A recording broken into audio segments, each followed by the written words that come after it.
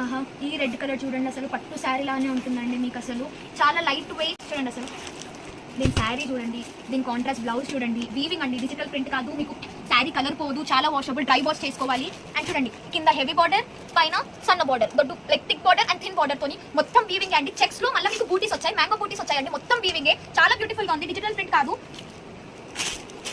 శారీ మొత్తం చూడండి మీరు, అసలు ఎంత బ్యూటిఫుల్ గా ఉందో. అసలు చూడండి, ఇది పళ్ళు. పళ్ళు చూడండి ఎంత బ్యూటిఫుల్ గా, హెవీగా రిచ్ పళ్ళు, మొత్తం